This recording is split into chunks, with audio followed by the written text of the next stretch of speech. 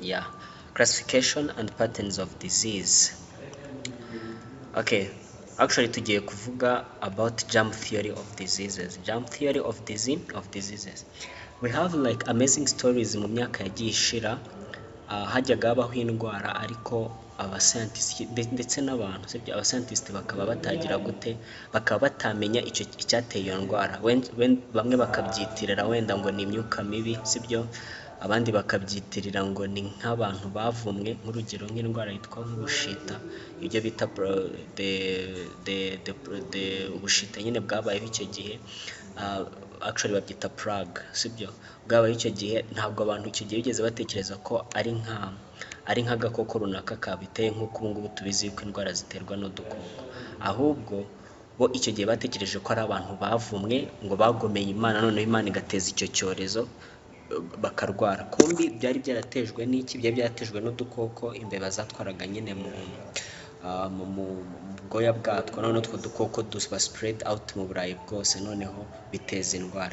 So mbere rero y'imyaka y'1600 700 gutyo, mbere yaho ntabwo abantu bari bazi neza yuko udusimba dushobora gutera indwara sibyo, microorganisms especially amavirusi y'amabacteria, ntabwo bari bazi ko icyo gihe ari ibintu ashobora gutera malfunctioning of the body, aricyo twita indwara nyine. So rero niyo mpamvu rero nyuma yaho abascientists bakomeje gukora ubushakashatsi badevelopa theory yitwa germ theory of diseases. Mu magambo make germ theory of diseases biravuze ngo microorganisms cyangwa se indwara yose umuntu agira uretse n'umuntu n'izindi nyamaswa iba yaratewe n'udukoko dutoya tuba muki tuba twaramwinjiyemo. Nibyo ariko the germ theory states that many diseases are caused by the presence and actions of specific microorganisms within the body. Indwara nyinshi tubona ziterwa n'udukoko duto specific, kuko buri gakoko gafite ikintu nyine ka indwara gatera. Nk'urugero plasmodium parasite turabizi yuko itera malaria ariko ntabwo yagutera sida.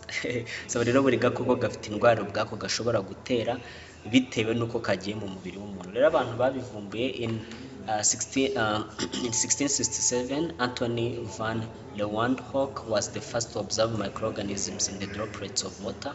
Uno muntu niwe wambara mu 1677. Mbere y'uno mwaka ntabwo abantu bari bazi ikintu cyateraga indwara justement, bumvaga ko ari nk'icyorezo Imana yohereje kubera bagomwe cyangwa kuvumwa n'ibindi. So this man rero niwe warebye mu mazi abona germs, imyanda like udukoko turi mu mazi, but it did not make the connection with disease. Nawe icyo gihe abibona abona utwo dukoko muri microscope, ntabwo yigeze akeka yuko nyine dushobora kuba dutera indwara. Nyuma yaho rero umuntu ukomeye cyane bitwa Louis Pasteur nawe yakoze observation, yakoze ubushakashatsi bukomeye. Ubu ngubu ni nawe utuma tunywa amata nyine agize nka kuno amata y'Inyange cyangwa se izindi company bashobora kuyabika igihe kinini. Byakozwe n'uyu muntu witwa Louis Pasteur, akora ibyo bita pasteurization. Nubona ku gacupa kanditseho ngo pasteurized milk, uzamenye icyo bishatse kuvuga. So noneho rero Louis Pasteur ndetse n'uwo bita Spallanzani observed germs in the blood of people suffering from disease.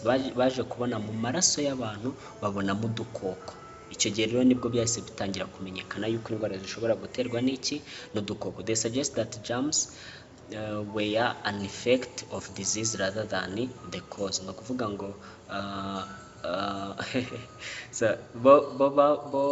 bo bakibonamo n'utwo dukoko ntabwo bahise bemeza yuko natwo ari two twateye indwara, ahubwo bo bavuze yuko kuba twageze mu mubiri w'umuntu ari ikibazo ahubwo cyatewe n'indwara. Bavuga ngo niba indwara ihari ni germs, niba tubonye germs mu maraso ni ukubera ko indwara iri present. Bo ntabwo bahise bavuga yuko niba tubonye germs mu maraso bivuze yuko indwara dusanzemo umuntu ari izo germs zabiteye. Urumva like how evolution ya understanding igenda ibaho sibyo.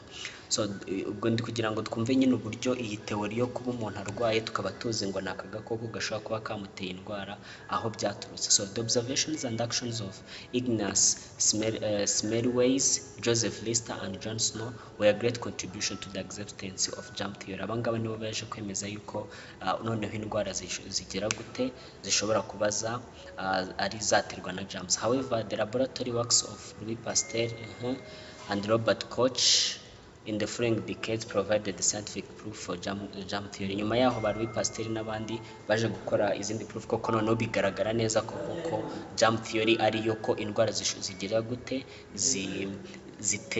indwara ziterwa na germs. So their works opened the door to research related to the identification of disease causing germs and potential life saving treatments. Kuva icyo gihe umwaka w'igihumbi magana inani ni gukomeza nibwo bagize gute nibwo bamenye yuko buri ndwara iba iri connected n'akajamu runaka kayiteye. Akajamu gashobora kuba bacteria, gashobora kuba fungi, gashobora kuba protozoa, gashobora kuba virus n'ibindi. Noneho kumenya rero ako kantu nabyo bita bizana icyo twita potential life saving treatments, uburyo dushobora kuvura iyo ndwara, sibyo? So kuko uraza kubona nka kera nk'indwara iterwa bitaga ibibembe, kera nyine nta treatment yari hari. Kuvuga ngo ibibembe iyo byafataga umuntu nk'amaguru barayacaga, nta kindi bayakoreraga, sibyo?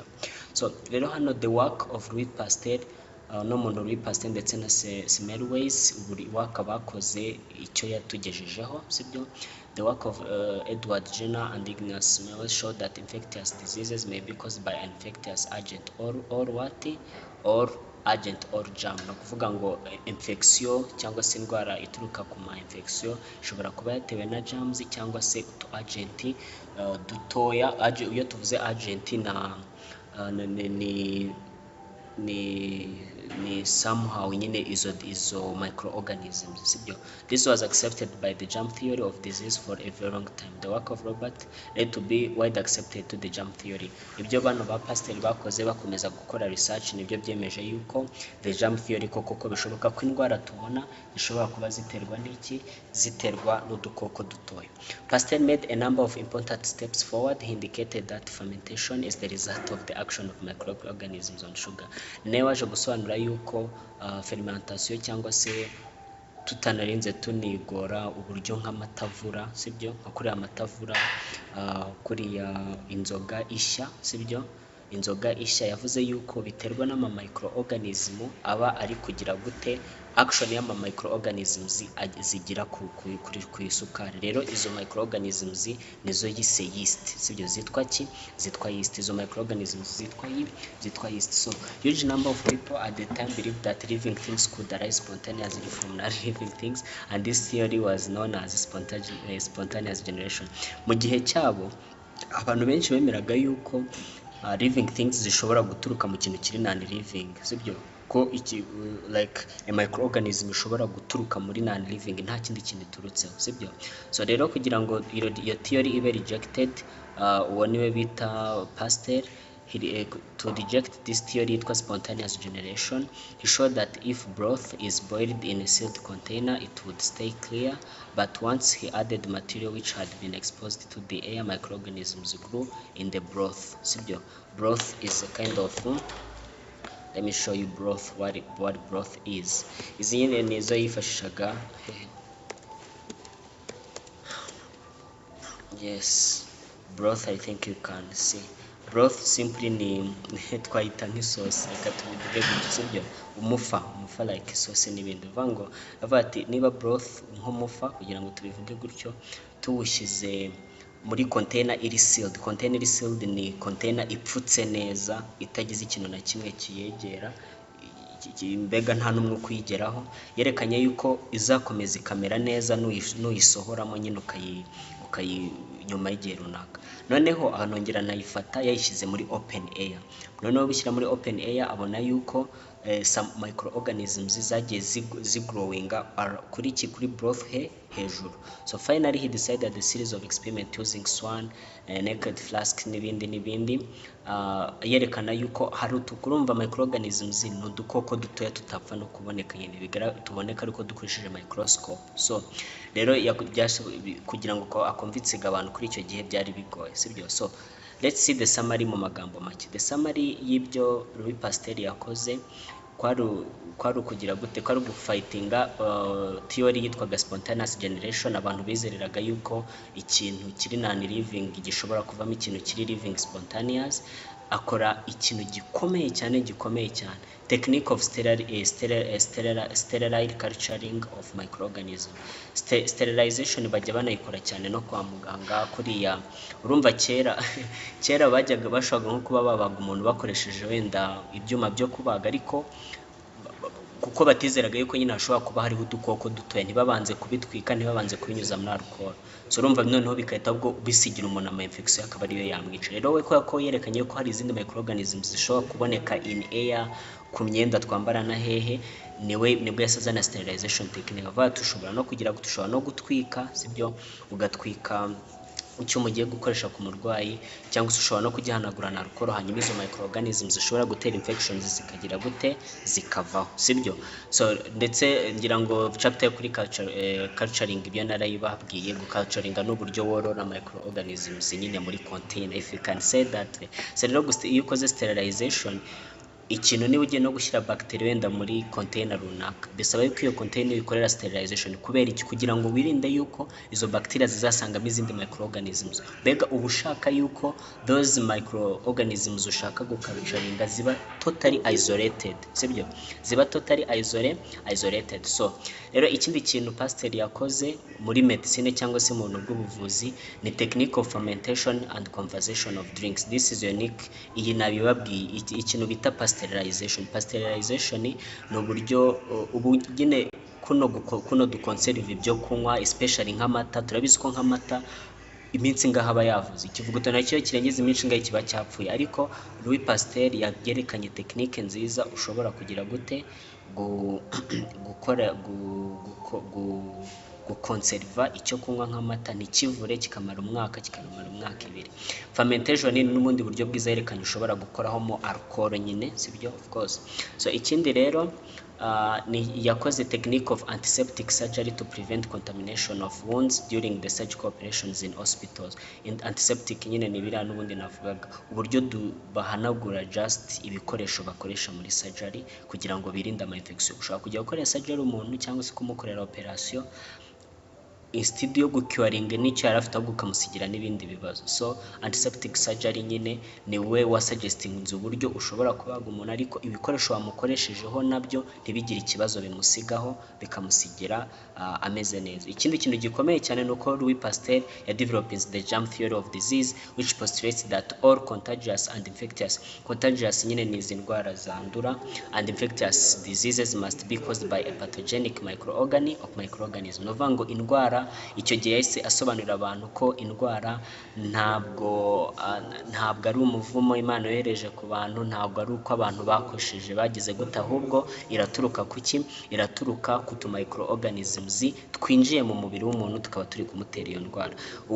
Wenda ushobora kuba turi kubyiga gutyo ukumva ati ibyo bintu bimeze gute, ntabwo abantu bari babizi. Icyo gihe ntabwo abantu bari babizi, ntabwo abantu bumvaga yuko indwara ishobora guturuka ku tundi tunyamaswa tutagaragarira amaso, kuko icyo gihe nta nubwo bazi ko bacteria ziba, ntabwo bazi ko hari izindi nyamaswa utabonesha ijisho, ntabwo ibyo babyumvaga. So icyo gihe rero ba Louis Pasteur ndetse n'abandi ba scientific, uretse ko Louis Pasteur ariwe wabaye famous cyane, n'abandi ba scientist nyine nibo baje kugira gute kubisobanura. Hanyuma rero indwara igera gute mu mubiri w'umuntu, cyangwa se izo pathogens twavugaga, pathogenic microorganisms cyangwa se izo microorganisms muri rusange zitera indwara zigera gute mu mubiri w'umuntu. Uburyo zigera mu mubiri w'umuntu ni mu buryo bwinshi. Diseases can be spread by air, mu mwuka, turabizi hari indwara zandurira mu mwuka, water, mu mazi umuntu anywa, food, ibiryo umuntu ashobora kurya, and human as well as animal vectors. Ni indwara ishobora guturuka ku muntu ijya ku wundi, sibyo?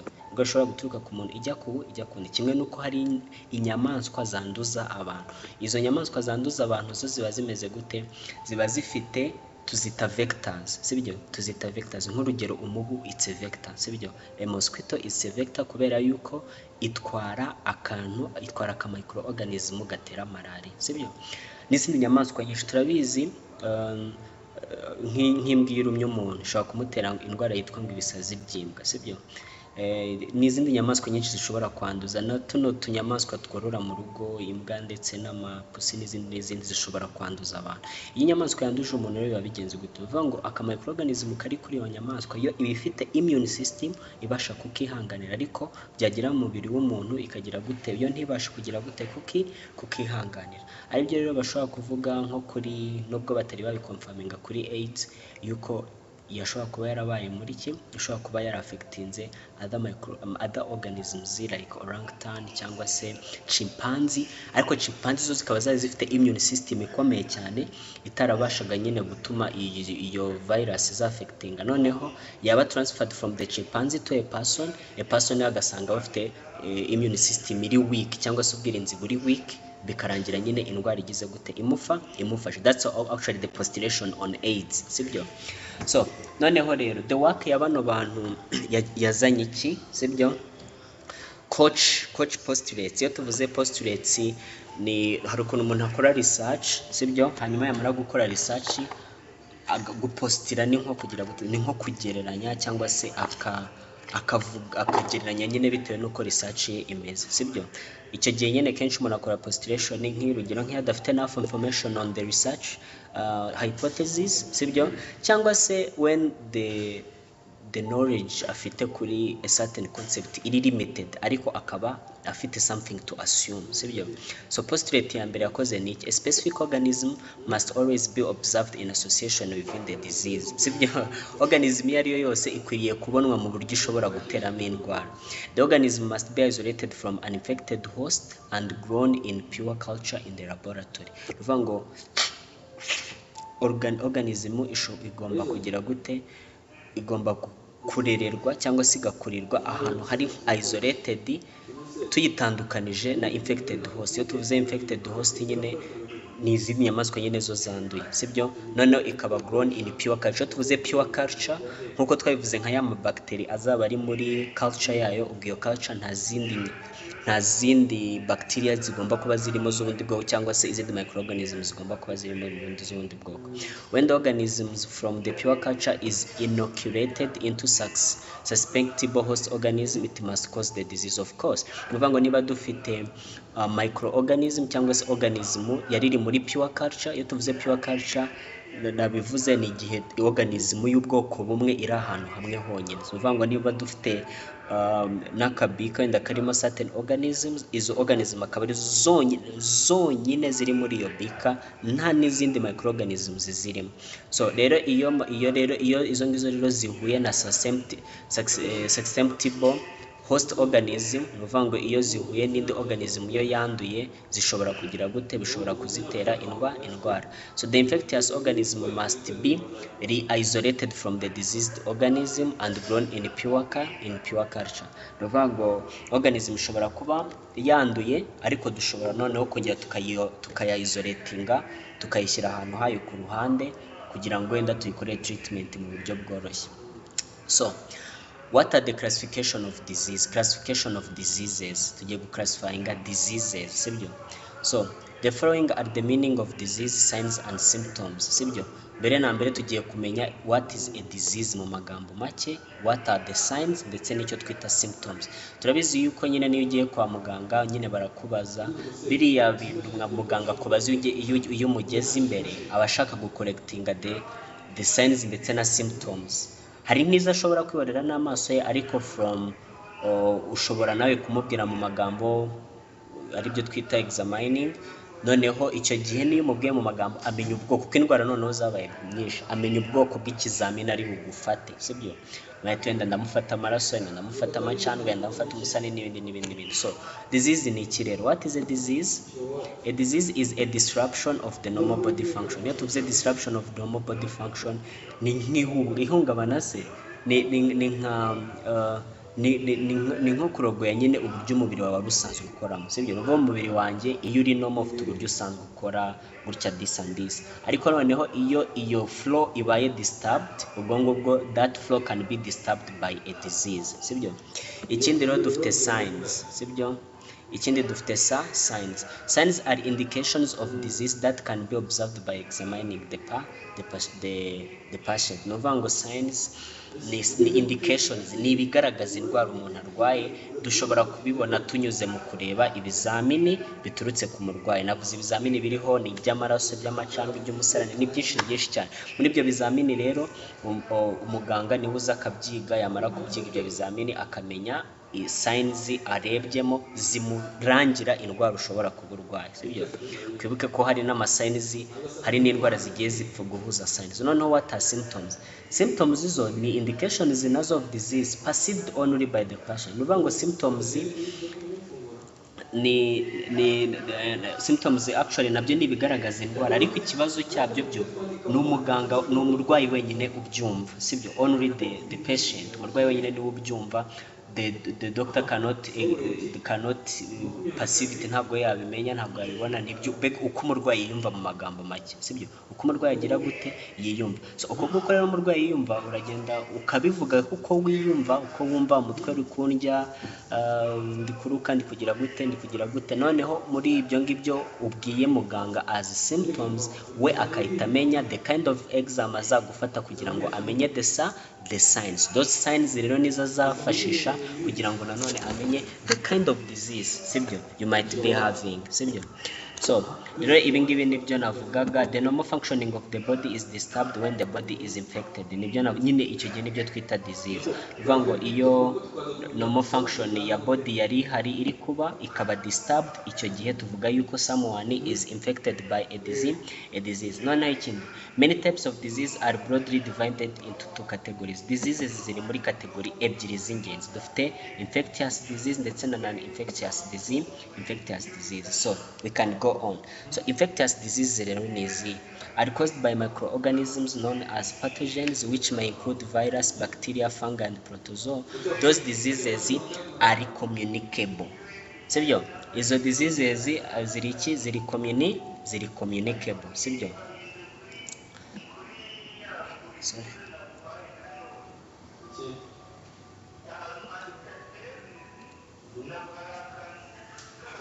Oh, sorry. I'm sorry. So infectious diseases are caused by microorganisms, ibyo twabivuze arizo twita pathogens, zishobora nyine gutera indwara. Zishobora kuba amavirusi, amabacteria, amafungi ndetse n'amaprotozoa, sibyo? Izo diseases rero ikibi cyazo ziri communicable. They can be transmitted from one person to another, sibyo? Iyo ndwara tuvuze ngo iri communicable nicyo babivuze, mbega ishobora kuva ku muntu umwe ijya ku wundi. They can be transmitted from one person to another. They include nk'urugero cholera, malaria, typhoid, HIV ndetse na HIV and AIDS, of course. So malaria is one of the most dangerous infectious diseases, endemic in Latin America, Africa, Southeast Asia, ahantu henshi nyine malaria ishobora kuboneka. So the following are some technical terms used when discussing about infectious diseases. Aya ni amatamu menshi dushobora gukoresha iyo turi kuvuga kuri infectious disease. Nk'iya mbere ni yitwa ngo iki? Etiology. Etiology is the study of the cause of disease. Iyo turi kwiga ni iki cyateye ino ndwara kugera mu bantu. Iki noneho tubyita epidemiology, the study of all factors that contribute to the appearance of a particular disease. No vango iyo dutangiye gukora study tukiga ibi factors ibishobora gutuma iyo ndwara igira gute iboneka mu bantu. Ikindi rero dufite causative agent ni ubwoko bwa organism butwara pathogen itera iyo ndwara, sibyo? Causative agent, the organism which causes the disease. Ubwo iyo tuvuze causative agent niyo microorganism itera indwara nyirizina, sibyo? Ushobora kuvuga plasmodium parasite yo twavugaga, that HIV virus, n'izindi. Hanyuma tukavuga vector rero yo ni organism ikaringa iyo causative agent. Nabahaye urugero malaria, mosquito is a vector. Kubera iki? Kwako itwara aka microorganism gatera malaria. So ikindi rero ni incubation period. Incubation period is a period of time between the original infection and the appearance of signs and icyo kintu kirakomeye cyane. Ni ukuvuga ngo nk'iyo umubu ukuriye ukakudoma, sibyo? Ukakwita ugutransmitangamo plasmodium parasite, ntabwo ako kanya ukikudoma, ako kanya uhita utangira kugira ibimenyetso ndetse signs and symptoms za malaria, no. Ushobora gutegereza iminsi 2, umubiri wawe nyine ushobora kuba affected mu minsi 2 cyangwa mu minsi 3.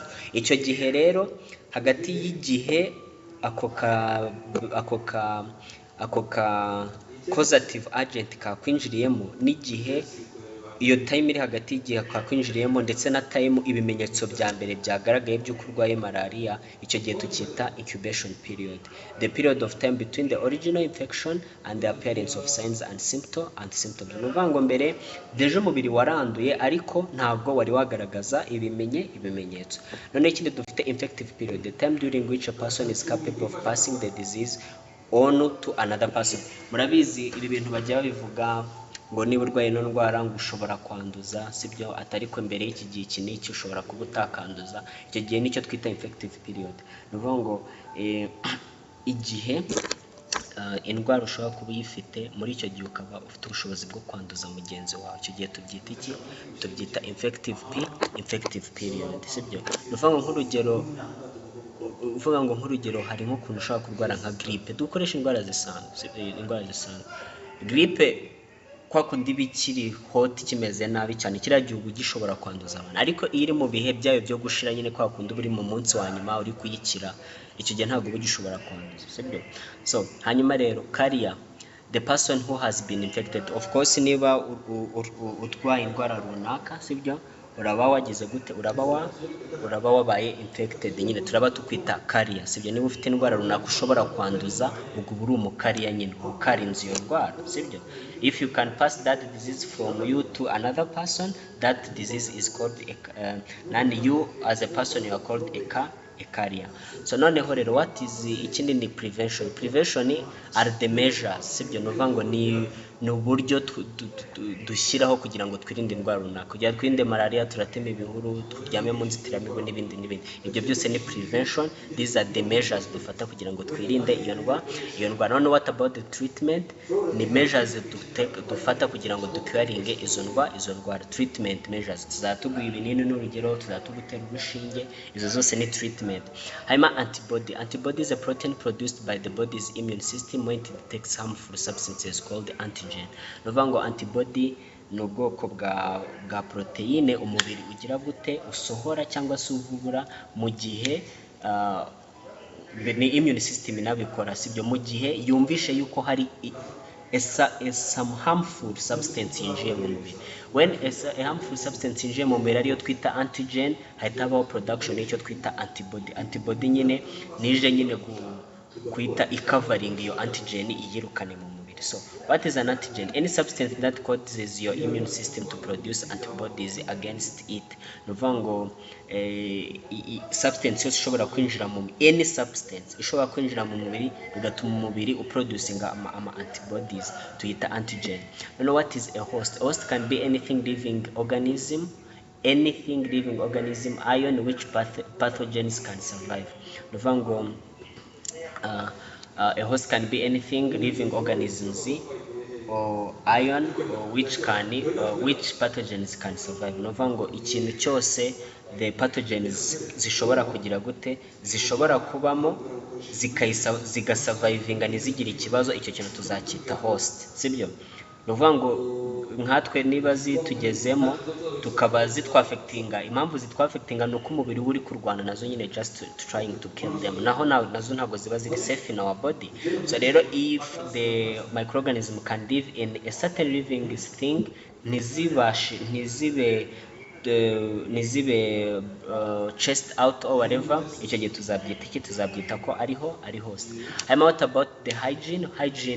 Ni practices that help to maintain health and prevent the spread of diseases. Ama practices yose dukora kugira ngo tugume turi healthy hanyuma du preventing ama diseases. Kenshi turabona nyine ko hygiene ni ibijyanye n'isuku nyine, kugira ngo urumve iyo tuvuze ibijyanye n'isuku, gukaraba, kugira ute koza ibyo dukoresha, icyo gihe tuba turi kwirinda yuko twa microorganisms tugera ku bintu duhura nabyo cyane, noneho bikaba zabona way yo kwinjira mu mubiri wacu. So what about the immunity? Is the ability of the body to resist the infections. ubushobozi umubiri wawe bufite. Niyo mpamvu mu Kinyarwanda tubyita ngo abasirikare b'umubiri. Ubushobozi umubiri wawe ufite kugira ngo urwanye ama infection ashobora kugira gute kuwugeraho, sibyo? So iyi rero ni tableau mushobora no kuyisomamo mwitonze, ni tableau nyine mwarebamo isobanura uburyo evolution yo kudukiza, yo kumenya indwara ndetse no kuzikiza yagiye ikorwa n'abantu batandukanye. Murabona nk'uwo bita Edward Jenner, niwe wavumbuye urukingo rwa mbere, the first vaccine muri uriya mwaka. Ignaz Semmelweis niwe wakoze evidence of contagion, use of control group, sibyo, no gukoresha ama control group nyine mu kurwanya indwara runaka. Evidence for contagion against miasma theory, spontaneous generation of germs n'ibindi. Hanyuma Joseph Lister, an important practical application of Pasteur's ideas to save lives. Uyu nguyu niwe wasobanuye uburyo ushobora gufata akoresheje nyine n'ubundi teori za Pasteur. Ushobora gufata ibikoresho byo kubaga ukabanza ukabihanagura ukavanaho ama microorganisms. Verify first direct evidence of microbe causing a disease. Uyu nguyu Robert Koch niwe muntu wa mbere nyine wagaragaje yuko koko ayo ma microbe ashobora gutera indwara. Louis Pasteur nanone, the first technique of production of vaccine by deliberately weakening a bacterium. Uyu muntu niwe muntu wa mbere nyine wakoresheje tekinike nziza inakoreshwa n'ubu ngubu yo gukora inkingo yo kuwikeninga a kind of pathogen, sibyo, ikaba yagera mu mubiri, noneho mu mubiri ukibwira yuko ari ya ndwara nyirizina, hanyuma ikahita developing uburyo bwo kurwanya iyo ndwara. Noneho igihe ya ndwara nyirizina baje, noneho icyo gihe izasanga yiteguye. Rero icyo gihe uburyo abikora, arafata niba ari bagiteri, nuvuga ngo urugero ushaka gukora urukingo rwa malaria, uzafata izo plasmodium parasite uzigabanyiriza ubushobozi bwo kuba zaka-affecting umuntu, sibyo, noneho uzicengeza mu uzitere mu mubiri w'umuntu nk'urukingo. Icyo gihe immune system nizibona izakeka yuko nyine ari plasmodium parasite, ariko mu by'ukuri zizaba arizo by image ariko zidafite ubushobozi bwo ku-affecting umubiri we. Noneho ihite immune system developing the mechanism of fighting those plasmodium parasite. None iyo mechanism immune system izayibika muri memory yayo. Those plasmodium parasite niziza za nyazo z'ukuri zitera malaria izasanga deja isanzwe izizi ihari, ihite igira gute izirwanya. Bagiye bakora ibintu byinshi bano bagabo. So hanyuma rero some groups of communicable diseases. Ama communicable diseases nyine ashobora kwandura, of course ama groups bayashyizemo. Hari izo bise bacterial diseases. Izi ni diseases ziterwa n'amabacteria, bacterial diseases. Ama indwara ziterwa n'amabacteria zibamo za cholera, typhoid, tetanus, tuberculosis, sibyo, n'izindi.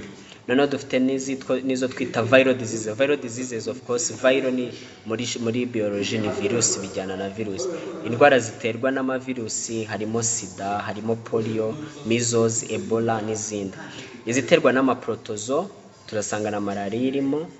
Protozo rero kenshi y'abantu bumvisha indwara hari abahita bumva ngo ni amabacteria cyangwa virus. Tuno n'amafungi nariya n'amaprotozo n'ayatera indwara. So they include malaria, sleeping sickness, iriya ndwara yo imeze nk'ibitotsi byinshi, trichomoniasis n'izindi. Fungal diseases, indwara ziterwa n'amafungi. They are caused by the fungi. Harimo izo twita candidiasis, athlete's foot, ringworms n'izindi. Worm diseases rero, these are the diseases caused by worms. Ibyo twita inzoka. Okay. Mu Kinyarwanda nyine tubyita inzoka, ariko these are the worms. They include elephantiasis, bilias, sibyo, n'izindi. Noneho dufite bahise bakora izo twita bahise bakora izo twita sexually transmitted diseases, bazigrouping ukwazo batitaye ngo niki cyayiteye, gipfa kuba ari indwara yandurira mu mibonano mpuzabitsina. These are diseases transmitted through sexual contact. Tutitaye ngo iterwa na bacteria cyangwa ngo iterwa ngo na virus cyangwa iterwa n'iki, gipfa kuba yandurira muri sexual contact. Izo zose rero bazishyize muri groupe yitwa sexually transmitted diseases. Hari HIV, AIDS, syphilis, gonorrhea n'izindi. Ariko ngiye okay, sida, syphilis n'amagonorrhea n'ibindi. Hari n'izindi ndwara nyinshi ziterwa na sexual contact. Noneho reka turebe transmission of infectious, sibyo? Infectious diseases. Infectious diseases zishobora kuba transmitted gute, sibyo? Zishobora kuba transmitted ziva he, zijya he, cyangwa se mu buhe buryo. Pathogens can spread when you have direct contact with infected person. Uvuga ngo aya mapathogen ashobora guturuka ku muntu, nk'urugero Ebola yava ku muntu ijya ku wundi umuntu, gipfa kuba ari ibyuya by'uyirwaye bigeze ku byuya by'umuntu muzima. Icyo gihe Ebola virus it was transmitted from person A to person B. Uvuga ngo pathogens can be spread when you have direct contact with an infected person. For example, if you have contact with person's blood, nk'urugero ugiranye contact n'amaraso y'umuntu, sibyo? Blood, body fluids, sibyo? Body fluids nyine ni ibyo byuya, inkari n'ibindi, ndetse n'ama open wounds n'ibisebe by'uwo muntu uri infected, ariko bitewe n'ubwoko bw'indwara nanone, sibyo? Bitewe n'ubwoko bw'indwara. Pathogens can also be spread through contaminated food. Nanone pathogens zishobora kunyura mu biryo byanduye, amazi cyangwa se umwuka nawo ugeze gute wanduye. Even like corona yanduriraga mu mwuka n'iki. Infected animals can spread pathogens to people. Ikindi nanone inyamaswa zitwaye ayo pathogens zishobora kwanduza abantu, sibyo? Zishobora kugira gute kwanduza abantu. So different conditions lead to the spread of an infected disease, an infectious disease. Is a condition ebyiri: pathogen which causes the disease, a source which is an infected organism. Uvuga ngo pathogen itera indwara niba ihari iri present, ndetse na source which has an infected organism, na source runaka yabifite organism iri infected. Niba izo conditions zose zihari, then the disease can be spread, sibyo? Mode of transmission of pathogen of a pathogen must be able to enter the body of the new host to cause an infection. Kugira ngo a pathogen runaka ibashe kukwafecting, of course bisaba yuko yinjira mu mubiri wawe, sibyo? It must enter the new host to cause an infection. Infectious diseases follow a pattern of development from the time of infection. The pattern of development has 5 distinct periods as described. So uvuga ngo indwara cyangwa se pathogens iyo ikugeze mu mubiri, sibyo? Inyura mu stage atandukanye ya development. Nibyo nababwiye yuko ntabwo nk'urugero pathogens iyo zikwinjiyemo ako kanya tugaragaza ibimenyetso ngo iturwara ngo urembe ugire gute, no? Ushobora kumara n'iminsi 2 ugenda neza umeze neza, sibyo? Ariko nyuma y'iyo minsi n'ukwezi nako gushobora gushira bitewe n'ikintu runaka, sibyo? Nyuma y'icyo gihe bikahita bigaragara ibimenyetso nabyo bigatangira. So rero biri mu period. So twabutangiye iyo pathogen yinjiye mu mubiri wawe bica muri izi periods 5 z'ingenzi. Hari icyo twita incubation period, twigeze tuyivugaho. Iki gihe the pathogen grows and multiplies in the host body. Iyo yakugezemo nyine, iyo pathogen yakugezemo tukwita host. Noneho muri icyo gihe cya incubation the pathogen irakura fresh, yamara gukura ikimultiplyinga zikahita ziba nyinshi. Muri icyo gihe rero nta symptoms ziba zakagaragaye, sibyo? Nawe ntabwo uba wagatangiye kwiyumva nabi, sibyo? Ntabwo wagatangiye kwiyumva nabi, uba wumva bikiri normal, sibyo? Noneho hari icyo twita prodromal period. The host is usually tired, lacks appetite and begins to feel ill. Iki gihe nyine witutangira kumva ucitse intege, kumva nyine wabuza appetit, ntukirya, nyine ukumva watangiye kurwara, sibyo? Noneho dufite icyo twita clinical symptoms period. Noneho icyo gihe the host shows typical symptoms of particular disease. Muvanga icyo gihe iyo ugeze muri critical symptom, icyo gihe noneho tutangira kugaragaza indwara nyine ibimenyetso ku muntu usanzwe nyine uzi indwara runaka yabibona akayikeka, sibyo? So icyo gihe nk'urugero ushobora kuzana spots na fever, sibyo? Spots ni nk'utuntu tw'uduheri ku mubiri ndetse n'umuriro mwinshi. Noneho rero indi period niyo twita convalescence period. The host usually recovers from the disease and the symptoms disappear. Iki gihe bifashijwemo no kurwanya k'umubiri wawe. Icyo gihe n'umubiri wawe udafite imbaraga bawufashe immune system bayifashije bakaguha ibyo imiti yo kunywa n'iki, icyo gihe ushobora kugira gute gukira, sibyo? Icyo gihe ushobora kugira gute ushobora gukira. Icyo gihe rero nibyo twita convalescence period. Noneho hari icyo twita complications period.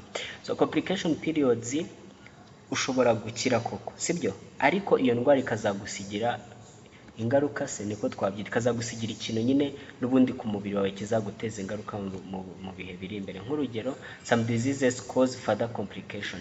For example, a pregnant woman who has measles may give birth to a deformed baby. Nk'umubyeyi wigeze kurwara measles atwite ashobora kubyara ufite iki, umwana ufite ikibazo, sibyo? So rero complications period niyo mpamvu nayo tutayibagirwa kuko irashoboka, sibyo? Bishoboka yuko yakubaho bitewe n'indwara runaka, sibyo? Ko hari nk'abantu barwara ngicyo twita mugiga, abantu barwara mugiga noneho bana I'm not even sure ko inakira burundu ariko ikabasigira nk'ikibazo cyo kutavuga, sibyo? Igatuma basigara batakibasha no kuvuga. So the study of patterns of disease, noneho tugiye kureba icyo twita epidemiology. Iyo tuvuze epidemic ni icyorezo, noneho tuvuze epidemiology ni uburyo twiga ku cyorezo runaka. So the study of patterns of disease and the various factors that affect the spread of disease is called epidemiology. Epidemiology ni uburyo twiga kuki patterns of disease, uburyo indwara zigenda zibaho ndetse n'ibizitera, sibyo? N'igituma zispreadinga ku kigero cyo hasi cyangwa ku kigero cyo hejuru bitewe nyine na situation dufite icyo gihe. So epidemiologists try to discover the factors that cause a disease and develop methods to prevent its spread. Aba epidemiologists bagerageza gushaka ikintu gitera indwara runaka noneho bakanazana ama methode ashobora kudufasha kwirinda iyo ndwara. So the main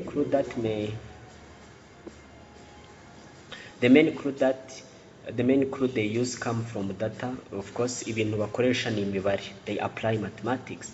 The main clue they use come from data about the number of people in particular area affected by specific disease. Iyo ngibi babibwirwa nyine bajya mu gice runaka iyo ndwara yabonetsemo bakamenya umubare w'abantu bayirwaye, sibyo? Umubare w'abapfuye, sibyo? Especially nuvuga ngo tujya muri particular area runaka tukamenya number of people affected by specific disease and number of people and number of deaths iyo ndwara yateye. Nk'urugero niba hari indwara A muri area runaka yarwaye n'abantu miliyoni, muri abo bantu miliyoni hakaba harapfuyemo umuntu umwe, sibyo? Noneho hakaba hari n'indwara B nayo yafectinze abantu miliyoni, muri abo bantu miliyoni hakaba harapfuyemo abantu 5,000. Urumva izo ndwara zitandukanije ubukana, sibyo? Izo ndwara zigize gute? Zitandukanije ubukana. Noneho nanone over a long time, niba wenda dushaka kubara muri periode y'icyumweru cyangwa muri periode y'ukwezi cyangwa muri periode y'umwaka, dushobora no kumenya tuti niba indwara runaka mu cyumweru yafectinga abantu 500, sibyo? Muri population y'abantu 10,000, sibyo?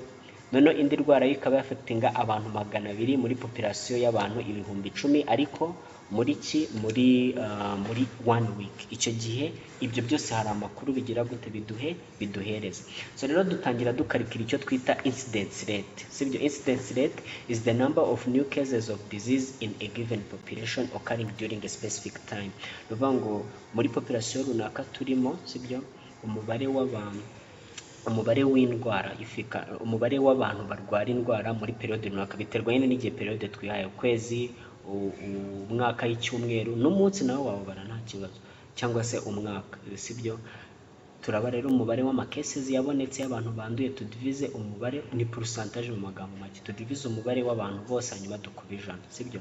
For example, among 900 students at a given school 50 suffer from malaria and 4 deaths, sibyo? Were recorded. Nuvuga ngo mu banyeshuri 900 abanyeshuri 50 barwaye malaria, 4 barapfa, sibyo? Calculate the morbidity or the incidence of malaria at that school. Morbidity cyangwa se incidence ya malaria kuri icyo kigo. Icyo gihe rero tubona yuko incidence izaba ingana n'abana 50 barwaye tugabanije abana bose ko bangana ari 900 gukubijana, tuzabona ko incidence rate izaba ingana na 5.5%. Noneho tugiye gushaka icyo twita mortality rate. Mortality rate ni iki? Ni igihe noneho twebwe tuzagenda tugafata umubare w'abapfuye kuri periode nyine runaka tukadiviza the number of individuals, sibyo? In the same number of the individuals in the population, sibyo? So noneho ikindi, it may be calculated nanone hano harimo perceptives ebyiri, sibyo? Perceptives ebyiri ushobora gukarikira mortality rate ufashe abantu bishwe n'iyo ndwara udivije population y'abantu bose sibyo ugakubije. Ariko none ushobora noneho gufata abantu bishwe n'iyo ndwara, ari nabyo nkeka ari nabyo byiza kurusha gufata abantu bishwe n'iyo ndwara ukagabanya umubare w'abantu n'ubundi bari barwaye sibyo. Bivuga ngo niba urumva hari perspectives ebyiri sibyo. Bivuga ngo iyo dufashe abantu 100, mu bantu 100 hararwayemo abantu 10, muri abo bantu 10 hagapfa abantu 2. Mortality rate dushobora gufata abantu 2 tukagabanya abantu 100 tugakuba 100 tukabona percentage. Icyo gihe urumva ariko bizaduha umubare muto. Cyangwa se tugafata abantu 2 tukadiviza abantu 10 n'ubundi barwaye tugakubije. Icyo gihe tuzabona ko iyo ndwara yatumye hapfa abantu 20% y'abarwaye sibyo. So noneho rero reka tubyanalize. So the mortality rate of a disease may be estimated for a whole population irrespective of whether they have the disease or not sibyo. Nibyo twavuze kwitugabanya umubare w'abantu bose muri population. Iki nanone it may be calculated by using only those people who have disease, cyangwa ukaba wafata abantu bapfuye kugabanya umubare w'abantu n'ubundi bari barwaye. So to make fair comparisons between different populations with the same disease, epidemiological information is usually adjusted. For example, the mortality rate among those with a particular disease is usually expressed as a percentage or ratio per year. Hence, if in 1 year, yes, novango kugira ngo aba epidemiologists bumvikanishe neza, nyine bumvikanisha neza ikibazo indwara iri guteza sibyo, bashobora nyine kwa adjusting umubare kugira ngo nyine expression y'uburyo ndwara iri gutera abantu bayumvikanisha. Nk'urugero especially bashobora gukoresha ratio yo ku mwaka. Niyo baba babipimiye mu cyumweru cyangwa mu kwezi bashobora kwita babishyira ku mwaka. Nk'urugero, if in 1 year abantu 7,500 in a given area die as a result of AIDS, uvuga ngo abantu 7,500 niba muri area runaka bicwa na sida and the total number of population infected was 30,000, the mortality rate would be 25%. So epidemiological studies are used to identify whether a disease is endemic, epidemic or pandemic sibyo. Bivuga ngo izi study abantu bagenda bakora abo bita aba epidemiologists, izi study bakora zibafasha kuclassify indwara niba ari endemic, epidemic ndetse na pandemic. Ibi ngibi ndazi ko bisobanura neza. Ni kubera iki like the coronavirus yabonetse sibyo, abascientists bavuga bati iyi ngiyi ni indwara, hari ukuntu nyine muri bino bintu by'ibyorezo bavuga ngo ni indwara iteje inkeke if you can say it that way. Icyo gihe ibi bateye ubwoba nabo sibyo, ibateye ubwoba kuvuga ati niba umuntu umwe yinjiye muri population y'abantu 10,000 arwaye, hanyuma mu minsi 2 muri abo bantu 10,000 hakahita harwara abantu 8,000, iyo ndwara urumva ibiteye ubwoba sibyo. So rero endemic rero tugiye gutandukanya ibi byiciro by'indwara bitewe na study aba epidemiologists bakora. Hari izo twita endemic diseases. Endemic diseases ni indwara zimeze gute? Ni indwara zihora ziri mu bantu sibyo. Ni indwara zihora nk'ubu ngubu indwara yitwa malaria muri Afrika yabaye irangamuntu ihoramo ntigihashira. So the endemic disease is a disease that is always present in people cyangwa se in a population runaka. Vuga nk'urugero malaria muri tropical Africa ni indwara nyine hahora ntigihava, iguma nyine hari sibyo. None icyo twita epidemic disease, what is an epidemic disease? Ari nabyo nyine tuvuga is a disease that spreads rapidly, suddenly and unexpectedly to affect many people. Nuvuga ngo ni indwara yihuta, yandura vuba cyane sibyo, ikaba yandura vuba cyane noneho mu buryo bwihuse kandi nyine of course bunarenze na control sibyo. Ushobora no kugira gute, ushobora no kurenza control. Icyo rero tuzita iki epidemic diseases. Nk'urugero korera cyane mu nkambi z'impunzi sibyo, kuba bitewe n'amazi baba bakoresha n'ibiki. So none ikindi tukita pandemic sibyo. The pandemic yo ni indwara imeze gute? It's a kind of disease yandura kuri area nini. Nk'urugero itubyumva corona yanduye isi yose yigeraho sibyo. Rero bivuze yuko that was a pandemic. Is a disease that affects people over very large area such as continent or even the whole world. Turabona yuko AIDS, sida nayo iri mu buryo bw'amapandemic. Sida yagiye spreadinga, uvuga ngo sida yabonetse muri 1993, the first person numva aribwo yayibonye, ariko in 2 years umuntu wa mbere mu Rwanda bari bamubonye urwaye sida muri 1995 ndakeka, sibyo? N'ibituntu, TB n'ibiki byose tuzita pandemic ziriho ubu ngubu. Uvuga ngo AIDS na TB nibyo ni pandemic zikiriho. Corona nayo iracyariho, ariko ubukana bwayo bwaragabanutse bitewe na preventive measures twafashe, sibyo? So izo twari tumaze kuvuga indwara zandura, sibyo? Tumaze kuvuga indwara zigira gute zandura, arizo twita infectious diseases. Tuniga icyo twita epidemiology, uburyo twiga kuri ki, twiga uburyo diseases are spread. Noneho let's see about what we call non-infectious diseases. Ni ibiki twita non-infectious diseases? Ni indwara zitandura, sibyo? They are non-communicable diseases. Ni indwara umugenzi wawe atakwanduza, sibyo? Niyo mpamvu zino ndwara kenshi batubwira ngo umuntu yifite ntukamushyire ku ruhande, sibyo? Nta kibazo nyine yagutera. So they cannot be transmitted from one person to another. Nk'urugero albinism, sibyo? Albinism nyine ni no ndwara yo kugira uruhu nyine rwerurutse, sibyo? Kwashiako, bwaki, cancer ntago yandura. Cancer nta muntu wakanduza undi cancer. Diabete nta muntu wakanduza undi diabete, sibyo? So rero zifite groupe, izi ndwara zifite izo twita iki, zifite amagroupe. We have 6 groups of non-communicable diseases. Hari izo twita inherited diseases. Inherited diseases ni indwara umwana avana ku mubyeyi, sibyo? Ashobora no kutayivana ku mubyeyi, wenda ntabwo bivuze ngo buri gihe niba umubyeyi arwaye indwara ngo n'umwana we ayigaragaze cyangwa ayirware. Umwana ashobora kuyizana iyo ndwara ayigaragaza biturutse yuko uwo mubyeyi ari kariya y'iyo ndwara ariko atayigaragaza, sibyo? Uvuga ngo icyambere no kumva yuko ni indwara umwana arwara bitewe n'abakomokaho, sibyo? None dufite izo twita degenerative diseases. Degenerative diseases zo ni indwara z'izabukuru, sibyo? Ni indwara z'izabukuru. It's a gradual decline in function often associated with aging, sibyo? Indwara ziterwa nuko nyine wakuze. Hari izo twita noneho social diseases. Social diseases nyine ni indwara nk'urugero se ubusinzi se ni ndoba bwatuze keretse nyine ari mu mico nyine, sibyo? Social diseases urumva ni indwara zishobora kugira gute, zishobora guterwa n'imyitwarire y'umuntu, sibyo? Social pressure ndetse na social behavior.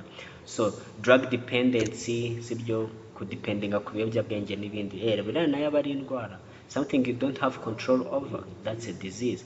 None dufite izo twita mental illness. Nta muntu wateza undi ndwara yo mu mutwe ngo ayikwanduze, ngo kuvuga ngo impamvu narwaye indwara yo mu mutwe ngo nabanaga n'umuntu nawe uyirwaye. Okay, wenda ishobora kuguteza ikintu cya emotional disorder something, sibyo? Ariko ntabwo yakwanduza iyo ndwara ngo directement nawe aba ariyo gira. So noneho mental illness ni indwara nyine ziterwa na disorder umuntu agira muri mind, either bitewe ashobora guterwa n'impanuka n'urugero, sibyo? Cyangwa se bigaterwa na chemical cause. Chemical cause yaba ibintu byinshi, ishobora kuba n'ibintu umuntu yariye, cyangwa se bikaba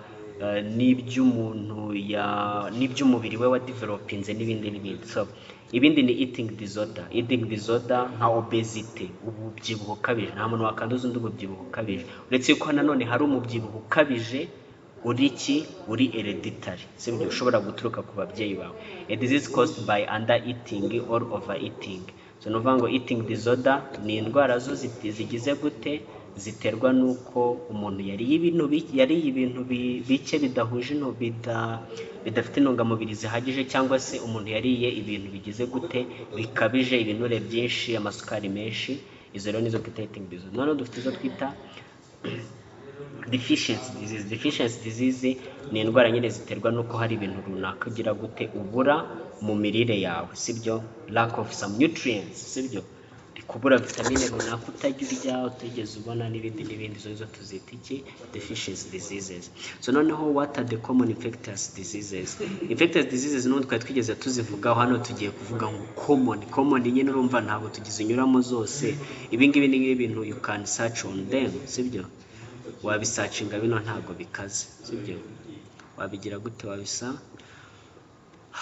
Wabisearchinga. So the main thing was about that. So I think ibindi nyine is about the diseases and knowing more about those diseases, the kind of cure cyangwa se diagnosis bazikorera n'ibindi. So I think this is like a small takeaway on this chapter. I think we are not going to go through this kind of all diseases. Ushobora kuzisomaho ukamenya ati signs ndetse n'ama symptoms ya zino ndwara ni ayahe n'ibindi. You can even see a video, ushobora no kureba aka video k'izo ndwara n'ibindi. So reka rero